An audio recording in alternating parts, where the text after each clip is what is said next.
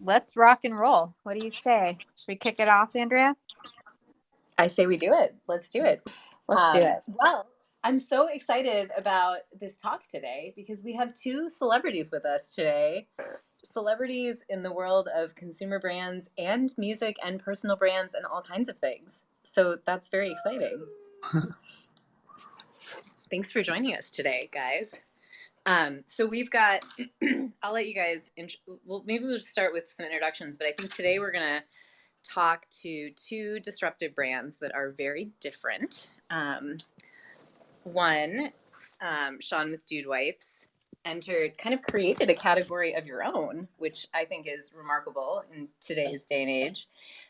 So we get to hear a little bit about what it's like to create a category of your own and then have a whole ton of follow-on copycats that want to do exactly what you're doing. And then we have Dave with Wise, who entered a very highly competitive existing category, and then kind of like found a way to do it better. So I think two really disruptive brands in two entirely different ways. And do you guys know each other at all? Just random. I have not met Sean. This is a pleasure, Sean. Yeah, likewise, Dave. Pleasure to meet you. Do you guys know Excited each other? to hear about your story. Do you guys know me each too. other's products? I have seen Dude Wipes around, but I haven't used them myself. Unfortunately, I haven't had the pleasure. Yeah, and I looked up Wise before this call, and yeah, looked very cool. But I had not heard of it before that. Well, we are excited to talk to both of you. So we can probably just go ahead and get started. I'm Andrea Lay, VP of Strategy at IdeoClick. And I'm Melissa Burdick, co-founder and president of PackView. And maybe we can have our other panelists and Aisha introduce themselves as well. Yeah, I'll go quickly. I'm really a participant for today, but I'm Aisha Khan. I'm the Chief Strategy of PharmaPacks, familiar with both your products, so excited to listen in. Awesome. Well, Sean, why don't you go first? Can you tell us a little bit about yourself and about your products and kind of how you built it? Yeah, for sure. I'm Sean Riley, CEO of Dude Products, and we're the purveyors of Dude Wipes, which are flushable wipes, so meant to be a better solution than toilet paper, so a disruptor to the toilet paper category. And yeah, been in e-commerce in one way or another since late 2012, when we launched our product and got it online. And but before that, had zero experience in products or any sort of commerce. Leave out the E or not. So just been kind of learning this game from the ground up all along the way. Awesome. Dave, do you want to introduce yourself and just tell us a little bit about yourself? Sure. So I'm Dave Crosby. I am a co-founder of Wise. So Wise is a smart device maker. We started with a smart camera called the Wise Cam, and from that we launched that in 2017. And from that we've launched many smart home products, from light bulbs to thermostats to even a smartwatch. So our whole goal is to disrupt the smart industry. We have products that have kind of extremely jaw-dropping prices.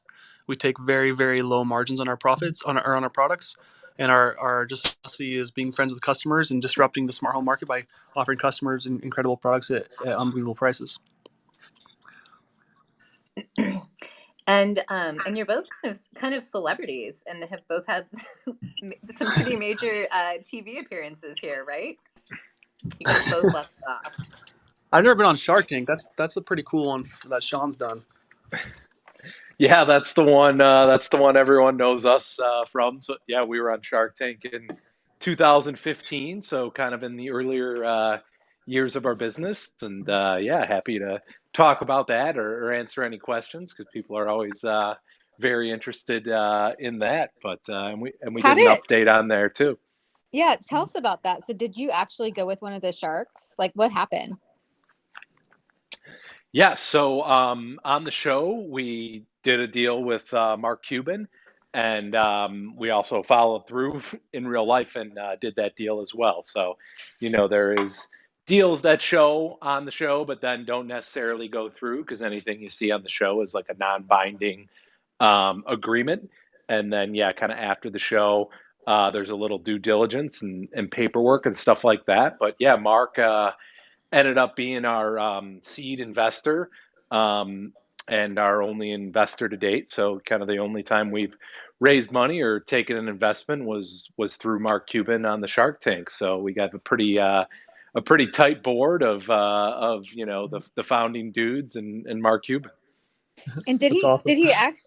did he actually help you get into distribution? Because I watch that show pretty regularly, and it's like, does it help you a lot, or how much did it help you? Yeah, so I mean, distribution is just kind of a game of its own, right? Retailers, while the Shark Tank, notoriety and having Cuban as an investor is definitely something, impressive. At the end of the day, the consumer and retailers are going to make their own decision on whether your product moves or not. But Shark Tank definitely helps for that and the notoriety in terms of a shark. And I could just speak for Mark. What you're really getting is Mark's like strategic advice on, hey, this is how I would grow a company. This is how I would deploy capital. This is things I've seen work and not work. And then he does have a network of other people that work for him and his investments that may say, hey, I know somebody here and we can help you out here. So there's kind of those resources, and then you're getting, the multi-billionaire sort of mindset of how, he would approach what you're doing, different pitfalls he's seen. So I would say Mark is a very straight up dude who actually is there more to not, pat you on the ass and tell you how good of a job you're doing. He's there to kind of say, well, you better watch out for this, or, that this gets people a lot. He wants to know what's not working more than what he wants to know, like, that is working.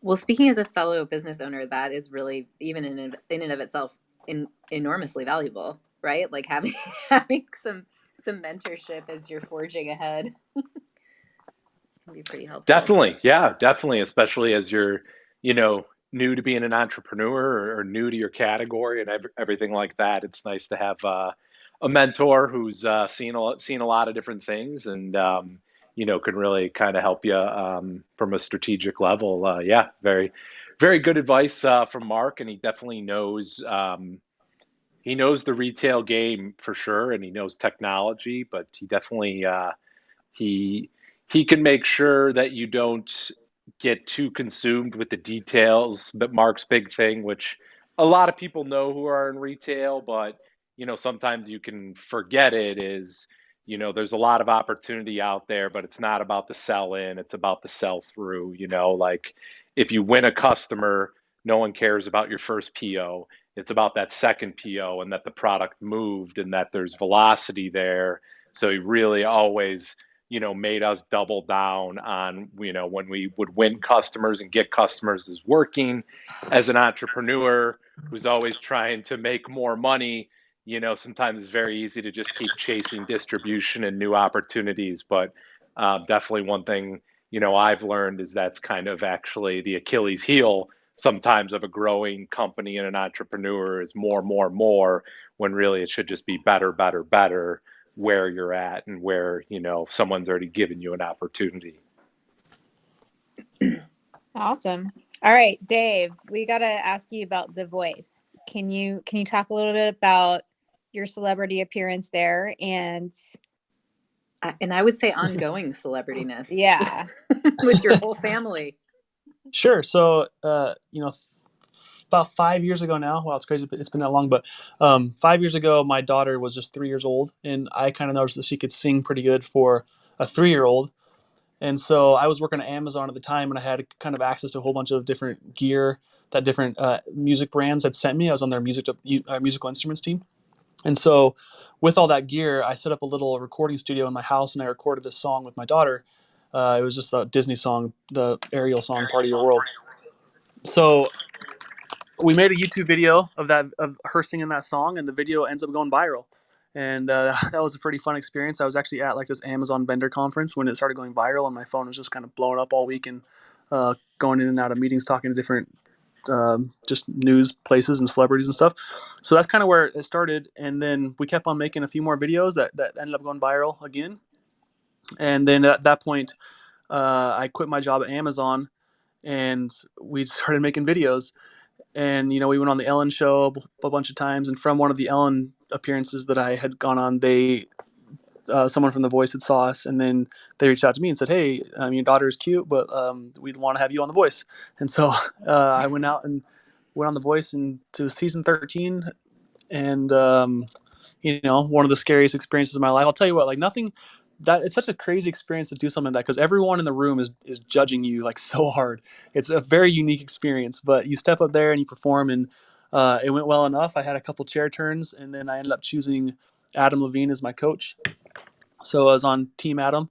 Looking back, I wish I would have chose Miley Cyrus, to be honest, and I think she would have been good. But Adam was cool. We did, you know, the whole vocal coaching and all that kind of stuff, and I made it through a couple episodes and then lost and came back home. I think Miley wished you'd chosen her too. I rewatched it the other day. You rewatched it yesterday, and I was like, she looked really disappointed.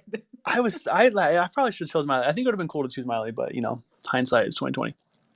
But it was a good time. Like it's funny because when you're on The Voice, they actually like lock you down in a hotel room. It's kind of a weird experience because the show isn't live, right? And so they're recording these episodes beforehand, and all these kind of bloggers are trying to get the scoop of what happened and then break the story on their sites.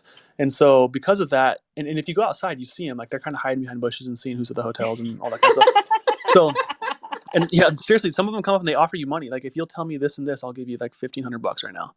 And you know, for a lot of us that were like struggling students, that's a pretty compelling offer. So anyway, so they lock you in these hotels, and so you have like your voice lesson, you go down and work with the vocal coaches for an hour or so. Then if you have your celebrity coaching session, you do that, and then you go back to your hotel room and you're just like stuck there for like, you know, hours every day. So that was actually kind of where Wise was born. A lot of that from my side. Of course, my partners were, you know, working hard from where they were back up here in Seattle, but I was just stuck in a hotel room in LA, just my brain spinning with what was next for me. Because at that time, you know, I'd done this thing with my daughter it'd been only a couple months, but it felt like it was really kind of a quarter life crisis for me because I was sitting there, man, my daughter is literally like paying my bills. Like she was crushing on YouTube, and like that was just what we were doing. And so I was like, what do I do? Do I just like live my 3-year-old daughter's just like providing for the family?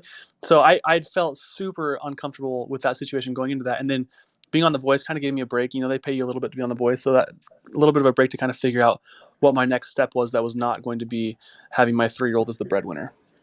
That's so interesting about being sequestered in a hotel room. It's like being on jury duty for a very high profile trial. It really is. Except it's like months. And my wife was pregnant at the time. It was brutal. It was tough. Yeah, because you have a big family, right? Yeah, I got 4 kids. Goodness. Wow. I have 3 and I'm at my limit, man. I don't know about I've definitely hit my limit with 4. So well, tell us more about how Wise came to be. Like you said, you were in a hotel room and then people were back. Like, how did you come up with the camera?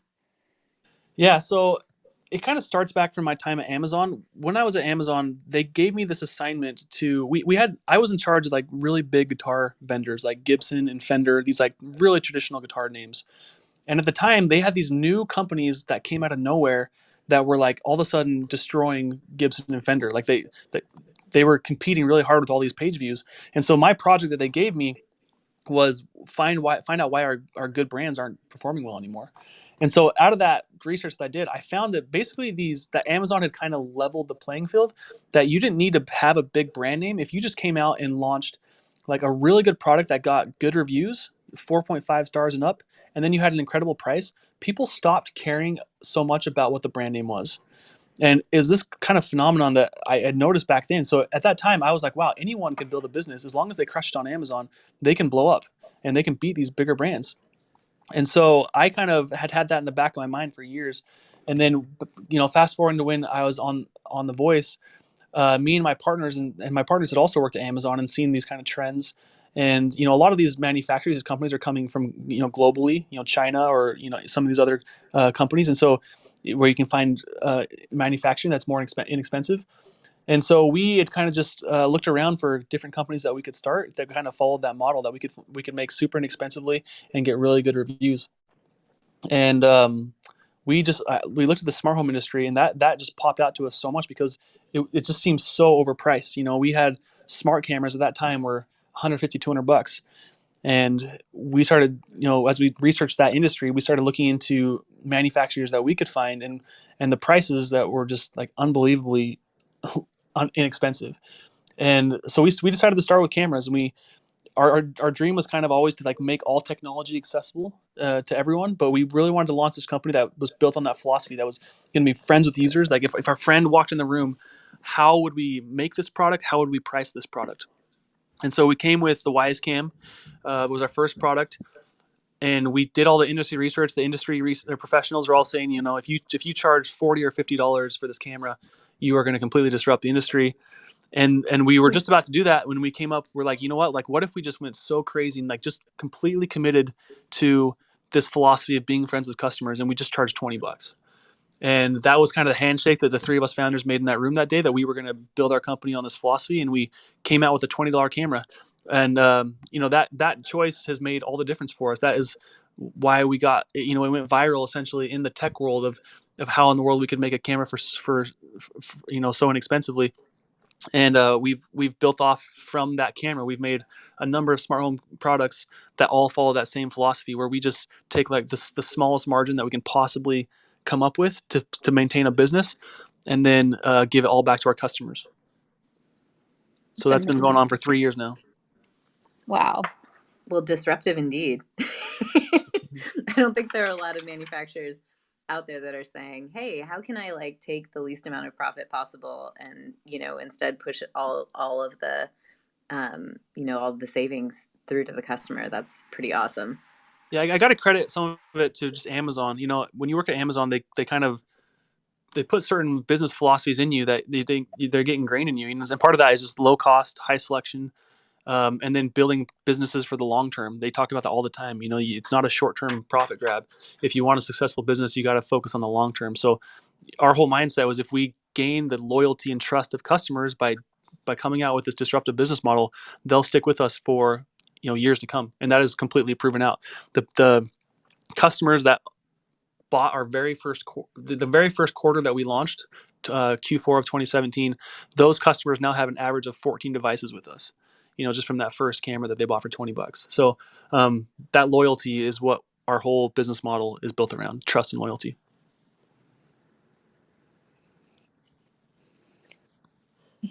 Wow, that's awesome. Love that. I was going to say Costco, but you said Amazon on that Costco margin model. Mm-hmm. It's amazing. Well, if you're just joining us, we're talking today with Dave Crosby and Sean Riley. Dave Crosby of Wyze Cameras and Other Smart Devices, and Sean Riley of Dude Wipes. And we are recording today. I forgot to mention that in the beginning, but we are recording today. So if you ask a question, you're going on the permanent record. Sean, would love to hear your journey. Like, how did you come up with this idea? Like, where were you when it spawned? It spawned. Yeah, for sure. So I was not a smart Amazon guy, unfortunately. I think I would have made a lot less mistakes if I was. But I was just working in a job out of college, in sales, and in Chicago with a bunch of buddies, living in an apartment, doing what you do right after college when you're living with five guys in an apartment, which is, partying all the time, spending your paycheck, and just having a lot of fun. And, the aha moment was kind of when I started bringing baby wipes home in the apartment, and guys started getting hooked on them right away. A few guys were using wipes instead of toilet paper, but it was not really something that we had ever talked about, or that we really didn't really know why people kind of took to the habit, and why some people didn't and some people did. So that was the reason, decided to look into the industry. And, as we started researching the wipes industry, it was very dull. The toilet paper aisle was very stale. There was really no good brands out there, at all. And I had kind of started to become fascinated with branding and, emotional, connections that brands or artists, really had developed with people, and kind of just decided, let's wrap this around a wipe. Let's make a fun brand, called Dude Wipes that, kind of like Dave said, actually, the goal of our brand is to be like one of your buddies in the room. Like, you know, here we are in this multi-billion-dollar toilet paper space, and we're the only ones who will actually talk about taking a shit, and like that is because that's authentically what people behind closed doors actually talk about. So, we thought this brand needed to be humorous and blunt and real. And so that was kind of the brand and the idea day one. And then from there, it was how do we get a product made, and, found somebody who would work with us on a minimum order level. And we got 4 pallets of our product. And at that point, one of my co-founders had just moved into a condo, and we loaded them off up to his spare bedroom, and we kind of filled up the spare bedroom, and we said, how the hell are we going to empty this thing out? Um, but yeah, slowly but surely just started figuring out, where to sell them.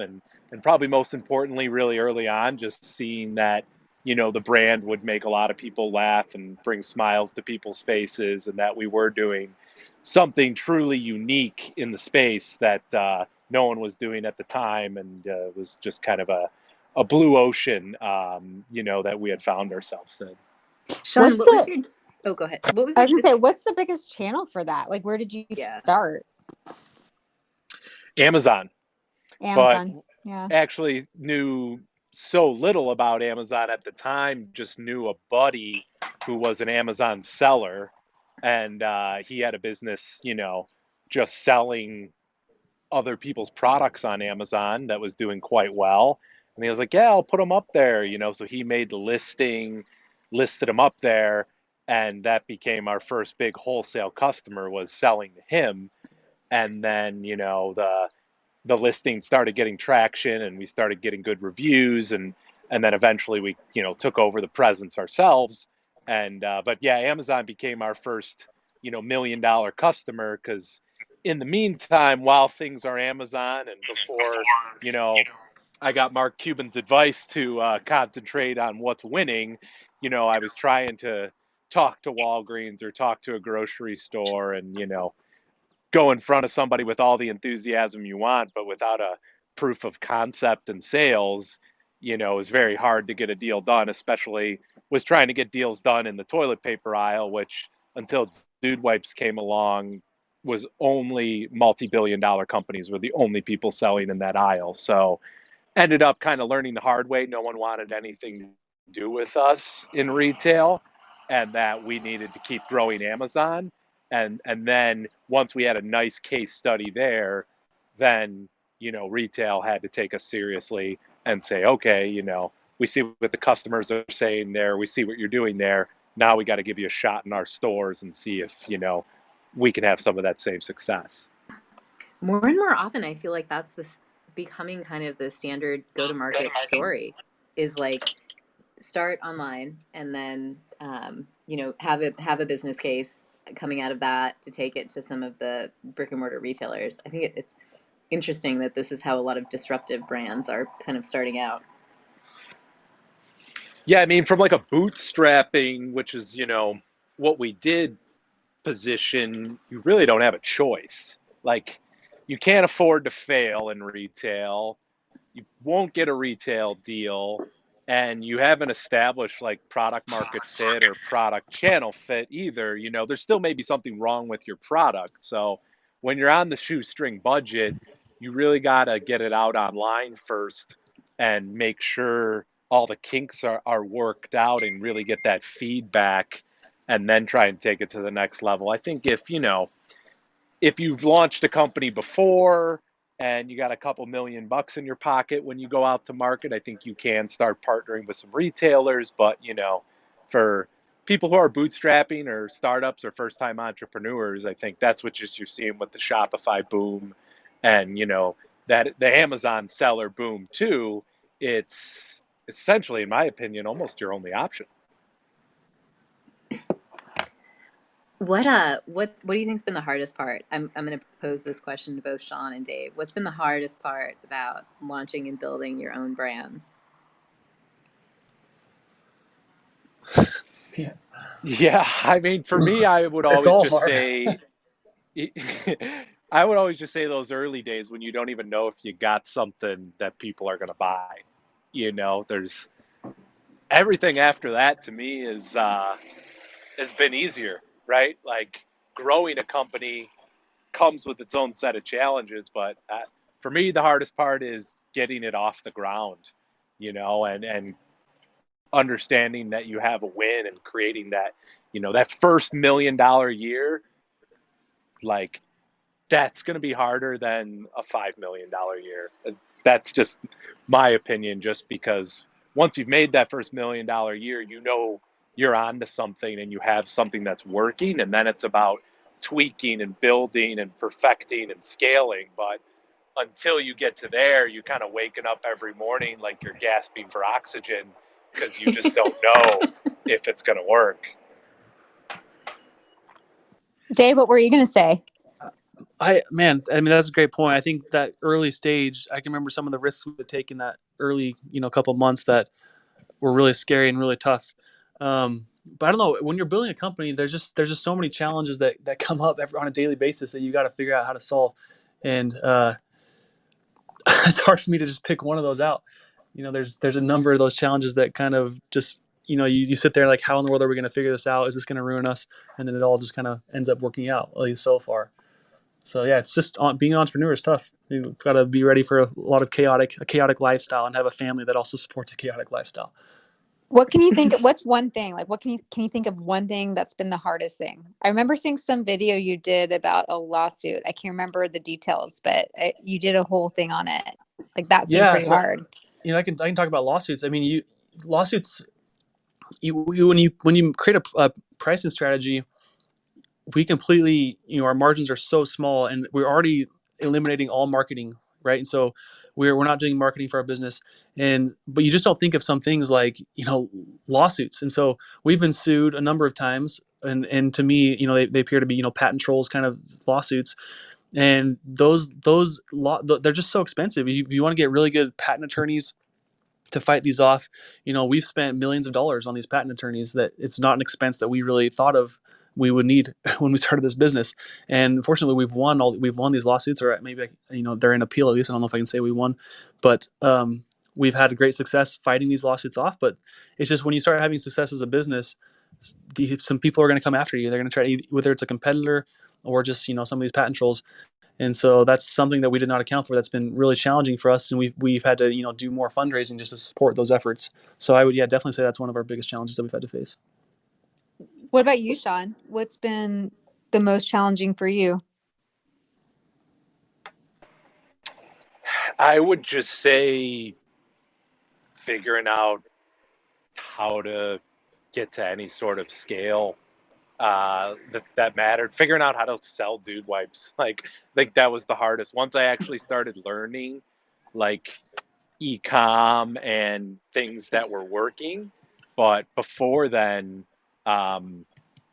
it's just like you're kind of just swinging and missing all the time. So yeah, I would just say that those first 12 months for me were just all kind of the hardest because you just were really striking out a lot. Well, on that note, what about a big failure? Would either of you be willing to share a failure you had and kind of like what you learned from it? Dave, I know you spent some time at Amazon, as did Melissa and I, so I'm sure you're in the mode of like embracing failure for the that it produces. If you're not failing, you're not winning. That's right. Right. I'll tell you one of our biggest mess ups to date that's been really hard and a hard problem for us to fix. But so when we came out with this, we really wanted to. I'm trying to figure out how to start this. Basically, one of the biggest problems that our customers complained about was they were getting too many notifications on their cameras, right? So the camera, you can set it up and it will give you motion detections. Someone walks by, it'll alert you that there's someone next to the camera.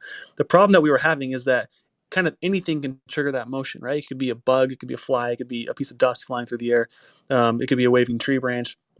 And so we tried to address this in a number of different ways. We set like a sensitivity little scale that you could go up and down and how sensitive you wanted that thing to be, but that wasn't doing enough for the customers. So eventually we realized we needed to build AI into the system. We had to get person detection so you could determine if it was like a person walking by.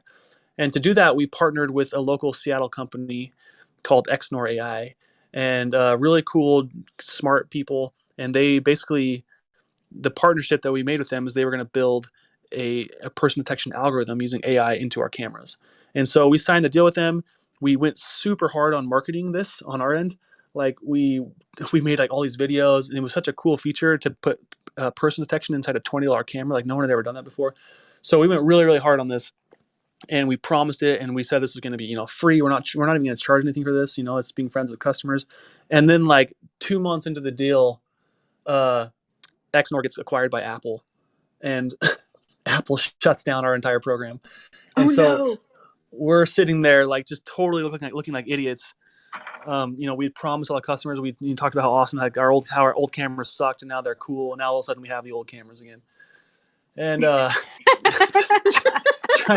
trying to like Sorry, totally. That's not not laughable, funny. but it's like that does suck a lot. No, we're just like totally there with our foot in our mouth. What in the world are we gonna do? And then like to try to make it up, to try to not look so stupid to customers, we come out with this like really emotional email to our customers saying, we're gonna figure this out. We're gonna build AI back into our cameras, and we're gonna make sure that when we do, it's free. It's still free. Like, if you've ever seen The Office, where like Michael Scott is in the front of like all those shareholders, and he's like saying all these stupid promises that no one can actually fulfill, and everyone's like cheering because everything's such bad news. That is the moment that we were doing. We were saying all these promises that we really didn't know what we were talking about, because we had done it for free kind of easily in the first place. Like we found a solution that was free, and then suddenly we like promised our customers that we were going to find another free solution, and it wasn't that easy. So first of all, we decided to build it in-house, and so we hired a bunch of AI engineers. We actually went and poached like all of Amazon's AI team, and so we brought them Amazon recognition, a lot of their top employees and key holders, and we brought them into Wise. And so, I mean, those are really expensive employees, but they were awesome. So they did a phenomenal job at building AI into our cameras really quickly. But then their initial solution was on the cloud. It wasn't on edge on the actual device. And so we had to pay those cloud costs. So not only are we paying these really expensive engineers, but we have really high cloud costs around person detection. So suddenly we have to go back to our customers and say like, oh, remember all those promises we made? Yeah, we actually have to charge you like a monthly fee for these if you actually want person detection. And that kind of spurred into like our Cam Plus offering and our subscription. So the rollout of that whole thing was kind of a mess. We had to get really creative. We offered it at a name your price option for our customers, just to try to get some revenue from it, but also make it feel like we weren't like totally cheating our customers, trying to stick to our word and being friends with users. So yeah, that's probably our biggest mess up to date. We survived it so far. We've gotten through it, and Cam Plus is rocking. Our AI team is bigger and better than ever before, and we're building way more AI features into our cameras now. But that was how it all started. It was not the smoothest rollout. That's a good one. Sean, can you top that? I will try my best. I think one that's always a classic example for us is I was trying to get into Walgreens, and pitching them dude wipes, and really trying to get them over the edge. So in order to do that, I said, hey, I talked to the Shark Tank producers.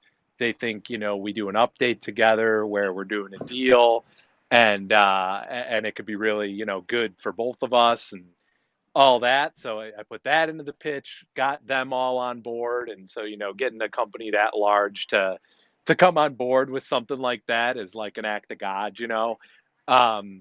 So, we shoot the Shark Tank episode out there at the HQ, where we're getting dude wipes into the stores, and, film a nice update, which is beautiful update, great TV. Then the product launches into Walgreens, but then it's a flop in Walgreens. And Walgreens ended up putting it in like the men's grooming aisle instead of the toilet paper aisle, and we realized that is a recipe for failure for us. So now Do men I'm shop at forever. Walgreens? Do men? Yeah. Yeah, I mean, I always think of Walgreens as sort of like slightly older women shopping there. I thought that was Yeah, sort of yeah. their I mean, demographic.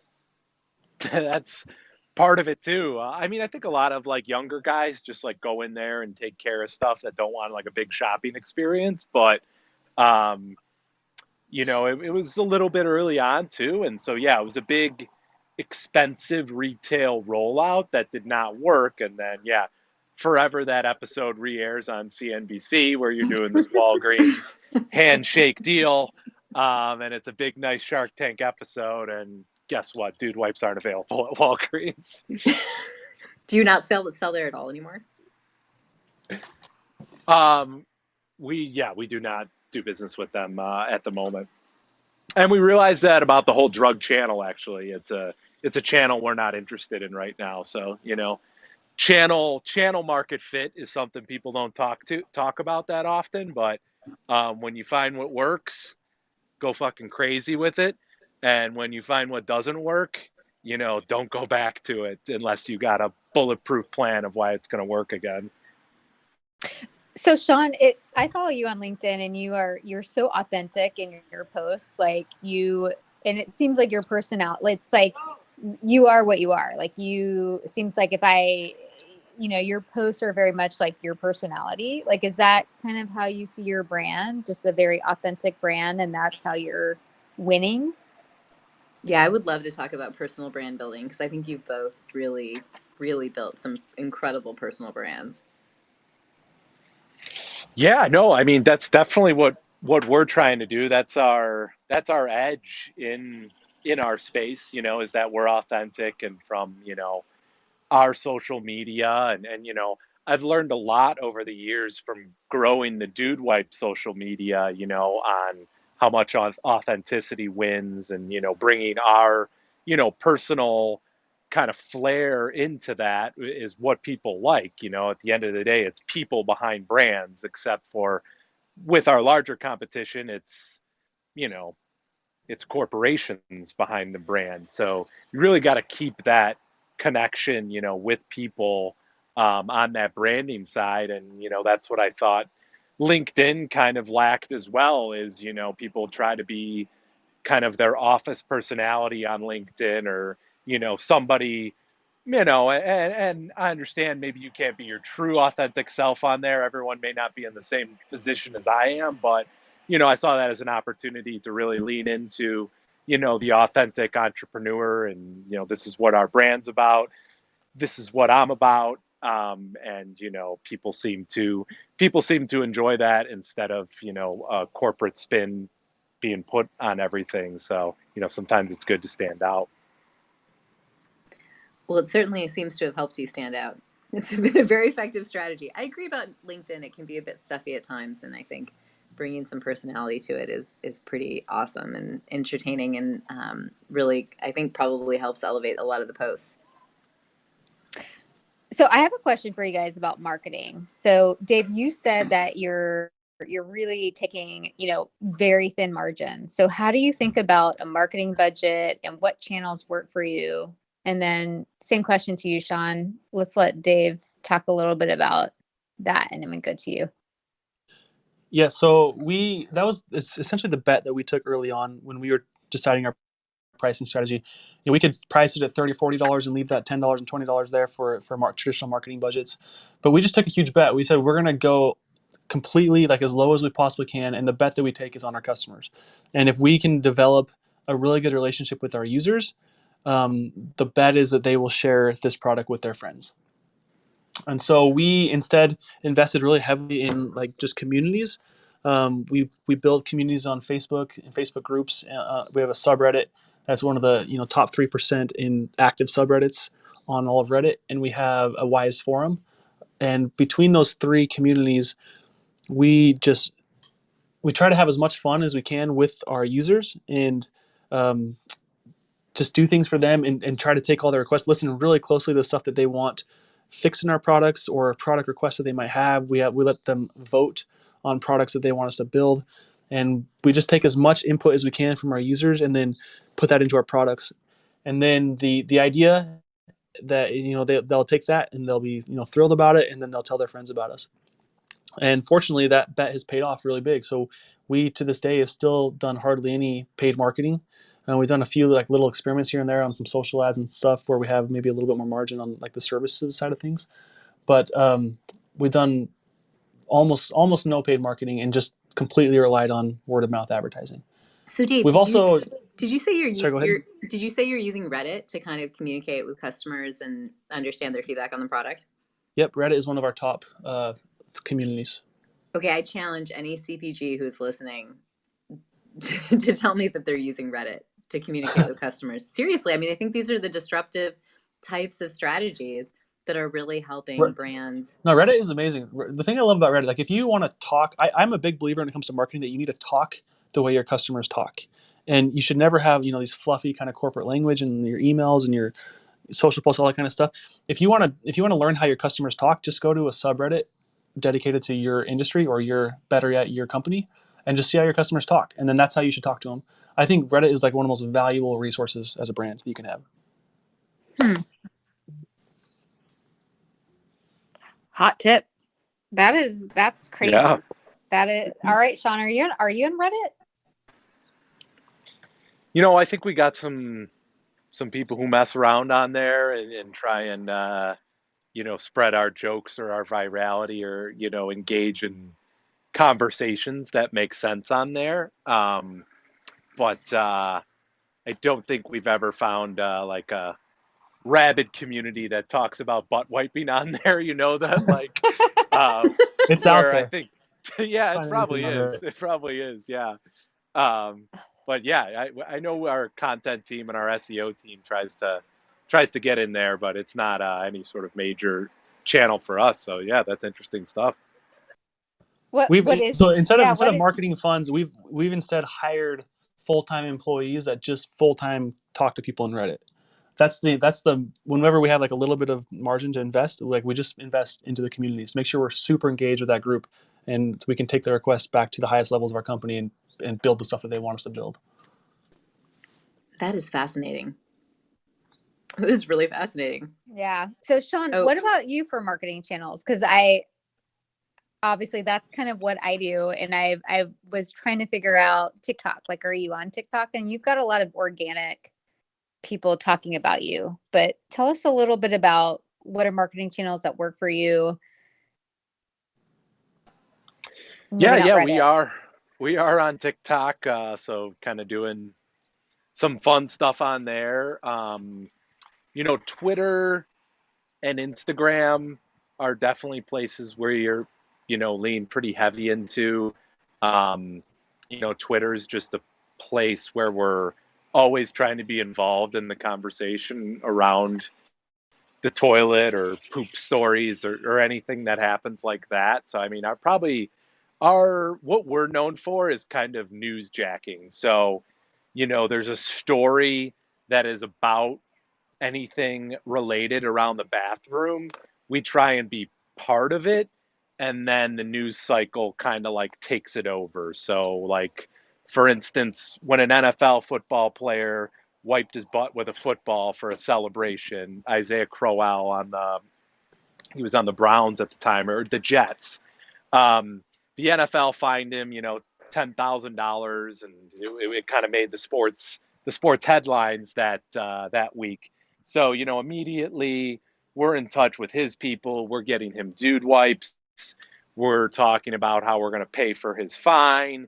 He's posting now with his dude wipes. We do a, sponsorship deal with him on social media, and that turns into its own huge story that's on, dude wipes as a topic on Pardon the Interruption and Around the Horn, and it makes the whole New York sports media cycle where like, for 24 hours, we have some software that'll tell you like how much your PR was worth. It said it was worth like $20 million.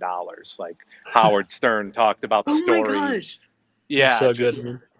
So like that's what we do. Newsjacking, about stuff in our industry. Everyone knows we're the brand that's shameless and will have fun with any sort of situation around that. So now even like when something happens, people are tagging us on social media like, "Oh, wait till Dude Wipes gets a hold of this," or so that's just kind of our thing now, and we just keep, we're relentless with we're on social every day.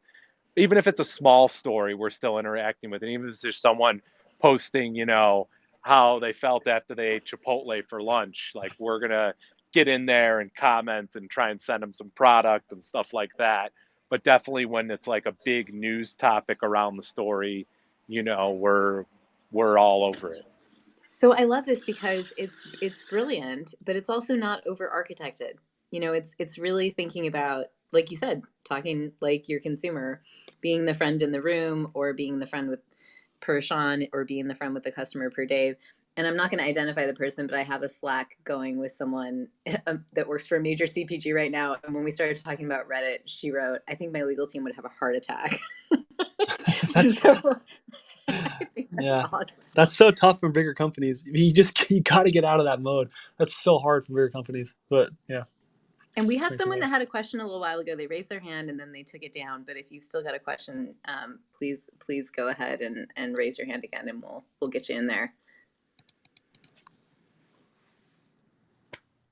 I'm super interested in so if you're just joining us, we've got about 10 minutes left. But if you're just joining us, because I know we've still had some recent joins, we're talking to Sean Riley from Dude Wipes. We're talking to Dave Crosby from Wise, and Stephen has a question here, so I've just brought him up on the stage to ask his question. Awesome. Thank you, Andrea. This is Stephen Reineman. Dave, I'm a big personal fan of your products. My wife actually found you through your daughter's video, and I had a technical question, if you don't mind, on your new security system and your outdoor cameras. Would you entertain that? Sure. I can do my best. Keep in mind, I'm the marketing guy, so when it comes to technical stuff, I'm not the smartest, but I'll do my best. Awesome. Well, you're entering this security space, and you guys have a limitation on your window sensors, and it's the same limitation you have with your cameras for outdoor. And I'm a huge fan and pretty deep, and I was just curious if you knew the technical limitation, if you guys had plans to allow for 20 or 30 cameras or sensors. So I know it's a bit technical, but when you talked about your Reddit platform, I just figured this would be my only chance maybe to get to you. So I wanted to ask the question as a big fan. Yeah, we're monitoring all those situations really closely. Of course, with anything trade-offs, if we fix those limitations and there's some other trade-off in some other area of the business or the product itself. And so I promise that like if that is an issue for the community, that like our community managers will surface those. We will, as founders, we are in those communities all the time. And if it's clear, like we've made bad decisions before, like we put a limitation on a product. I think Outdoor Cam is probably a good example of something we put limitations on that we've since tried to fix based on our feedback from our community. But hard to say like specifics if we're going to change this or that. But if that is the sentiment felt within the community, we will absolutely be working on fixing that. Well, thank you for answering that, and thanks for doing this. This is super cool, and big fan, pretty deep on all your products. So thank you. Appreciate it. Thank you. So got a question for both of you. For next product expansion, like where would you go? So Dave and then Sean, like, you talk about you're the, IoT and smart devices. Like what's the next expansion that you could see happening? Yeah, for us, our mission has always been to make technology accessible to everyone. And we never set out to be just a camera company or even just a smart home company. So we when we find opportunities to bring great products to our customers, then we go for it. And I think those come from a number of different places. So first and foremost, the customer requests. The outdoor camera was an example of that. They immediately requested an outdoor camera, and we made that. And then outside of requests from customers, we sometimes, just because kind of our reputation among the manufacturer community, our supply chain is honestly, I think, just fantastic. One of the best, is one of the reasons why we have such inexpensive products. But because of our reputation among the manufacturing community, we often get manufacturers that come to us with amazing products that say like, hey, we want to follow your business model. We'll allow you to sell this product, or we'll help you make this product for the same kind of prices you're offering this other product. And so that's another big piece of kind of an input into our system of what we launch next. For us, we will continue to flesh out the smart home. There's a number of different products that are left to kind of go after in the smart home. I think we'll also kind of upgrade a lot of our cameras right now.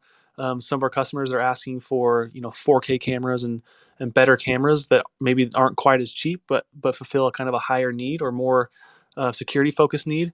And so we are going to start exploring some of those higher end cameras. Um, there's still a lot to do in kind of the lighting category for us. Strip lights or floodlights. We just launched our color bulb a few weeks ago, and that's done super well. So we're going to kind of take that model of that camera and how we built that and apply that to other lighting around the house.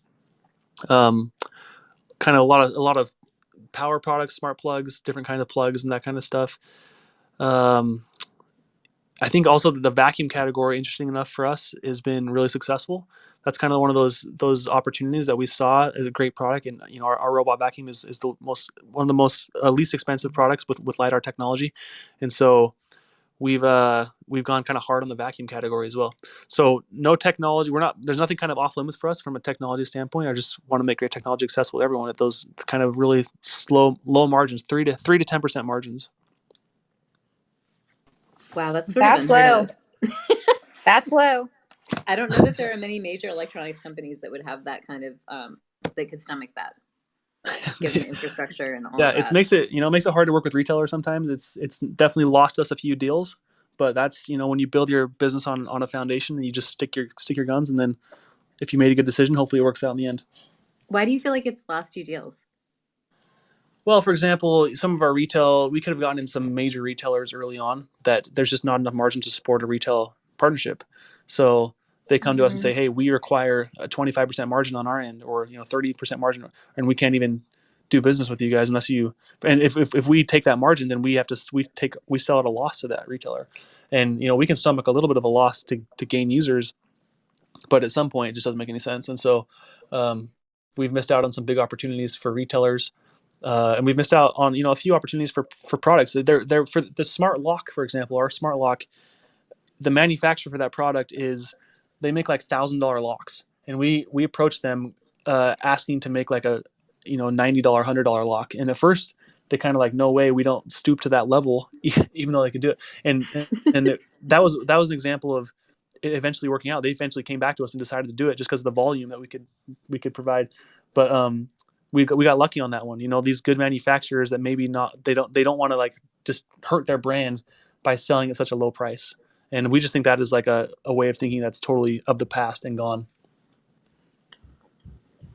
Well, I'm going to voice my opinion of one here, but with the COVID pet boom, and our family got a COVID puppy this year. I think, Andrea, you got a COVID puppy, right? Yeah, we already had a dog, and then we got another COVID puppy.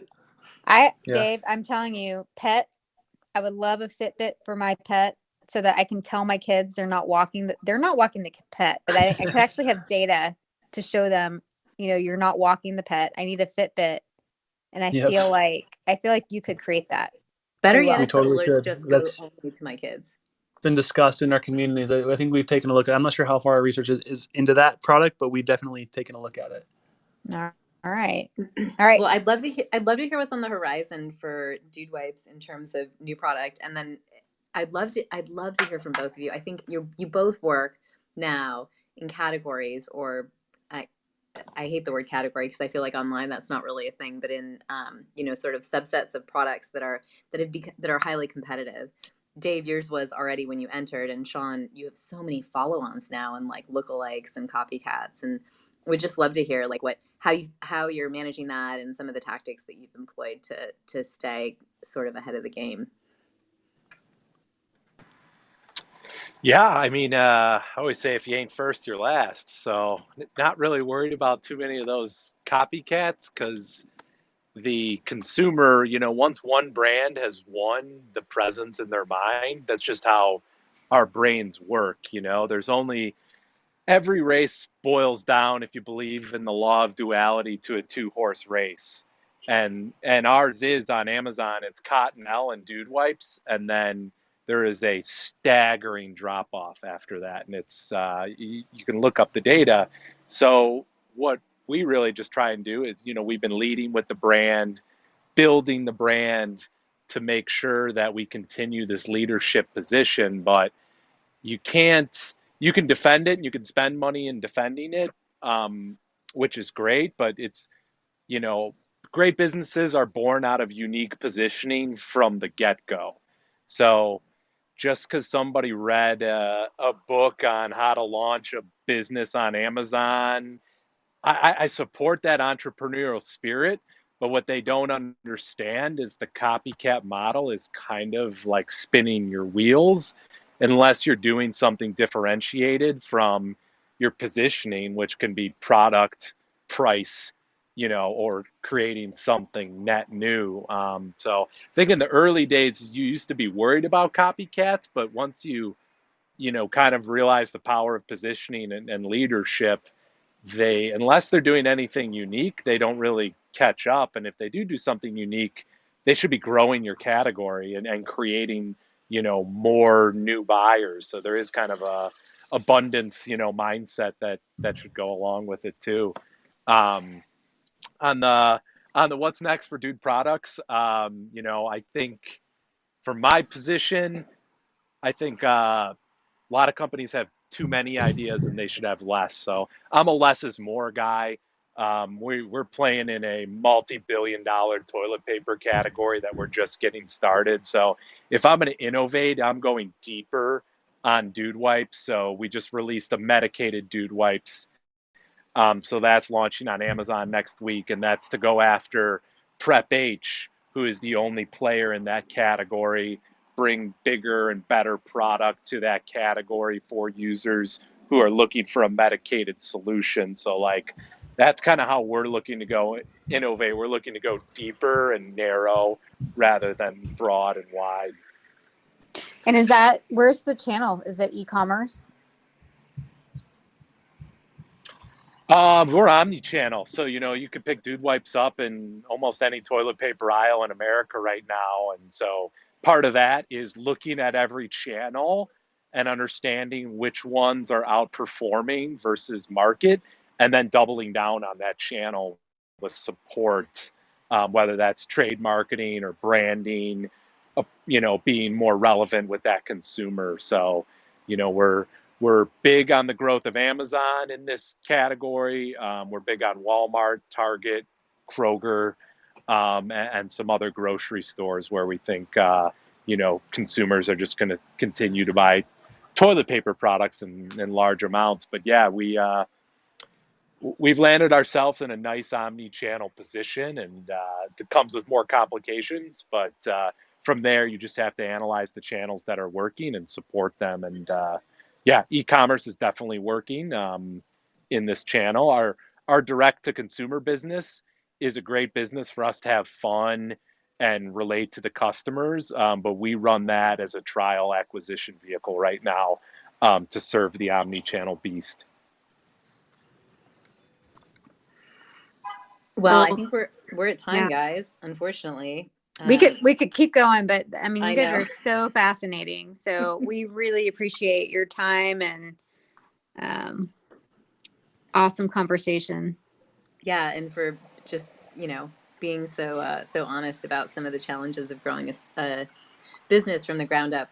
I know Melissa and I definitely identify with a lot of those challenges, and it's been really fun to hear you guys talk about how your ideas formed and how you built your brands and some of your unique marketing tactics. So thank you so much for joining us. We really appreciate it.